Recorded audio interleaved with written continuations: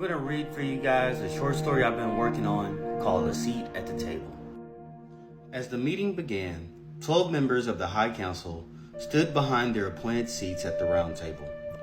The candlelit room boomed with the flash of light as that beautiful angel known as Lucifer entered our realm, signaling the commencement of the ritual. In a harmonious sequence, the 12 members acknowledged the being's presence with gestures of welcoming. In unison, the Council of 12 sat down and passed around a large chalice filled with a mixture of blood and wine.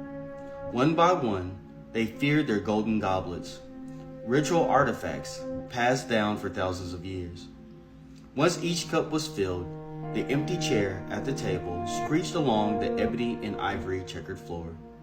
Ever so gently, the chalice filled with the mixture of blood and wine hovered at eye level to those sitting down. Taking their cue with diligence, each member made a toast toward the floating chalice and drank some of the blood and wine in unison. Then the empty chair scooted back to the table, and the ceremonial chalice glided gracefully back down to its spot. Lucifer's way of showing his approval for the blood sacrifice and consecration of the High Council meeting. Without any hesitation, the head of the council, a direct descendant of the council's founder, hailing from the land that gave Egypt its blueprint, opened the floor in a thick accent. It is a privilege to congregate with this generation's High Council members. The work that has been done by our Council of 12 plus 1 over the ages has seen its ups and downs. Yet, despite the rising of prophets and righteous leaders of people rooted in love and wisdom, our enterprise has remained intact. Filled with prideful, sinister glee, the members all clapped robotically and cheered on that statement. He continued, "We have subjugated the impoverished, filled the intellectuals with pride, and lulled to sleep the ones who refuse to use their own minds. Yet," he paused, and the room grew eerily quiet, and the chair where Beelzebub sat scooted closer to the table.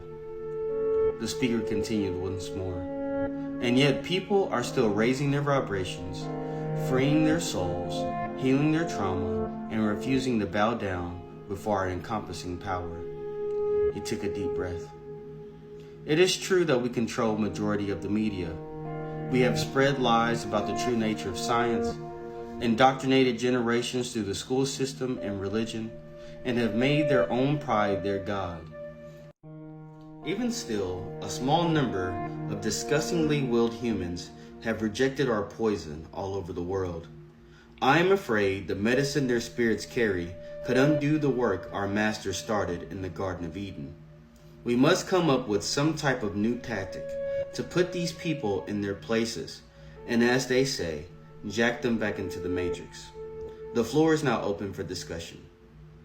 As he closed his opening statements, the ancient black African member took his seat and gave another toast to the angel of deceptive light. Without wasting another moment, the representative for Europe spoke up. "We must come up with a new plan to separate the races of people. The plan our African and Native American members helped to form hundreds of years ago is no longer working at maximum efficiency.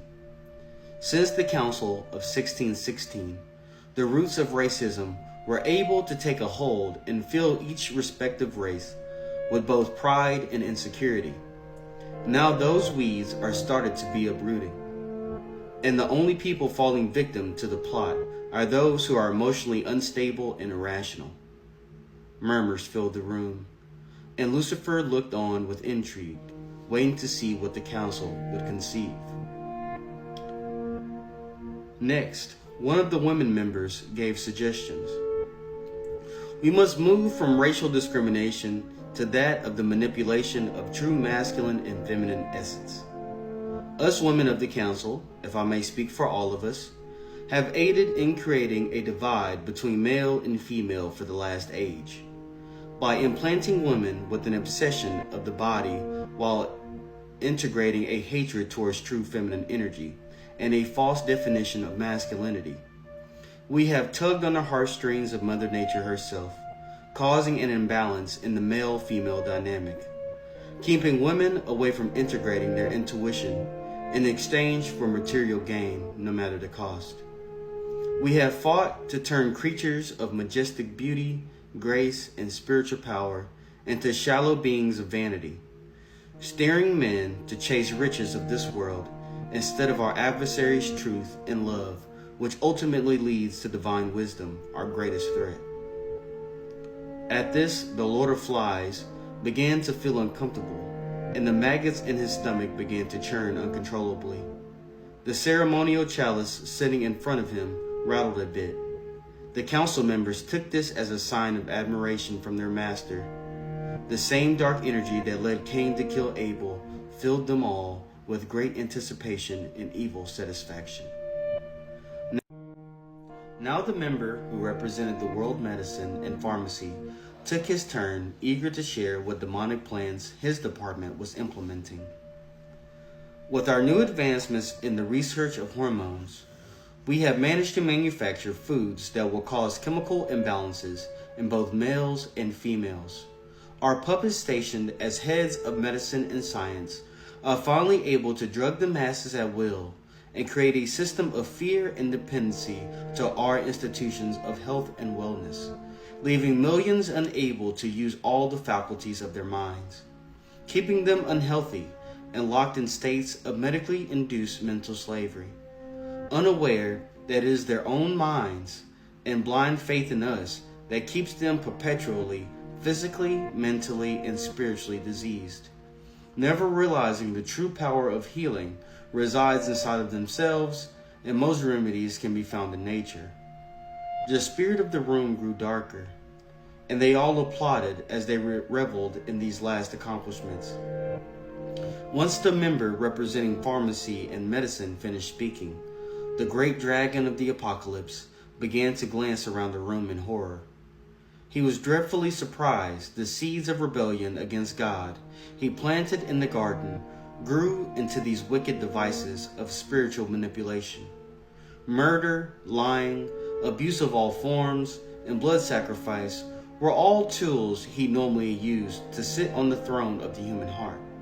Yet, this council had taken his usual tactics to new heights he could not have imagined. He thought to himself, maybe I was wrong about the humans when I refused to bow down before them. Maybe their will and ability to achieve anything is truly something to be admired and feared. As he spoke to himself, his chair shifted slightly, and the council took this as a sign their invisible master was pleased and continued.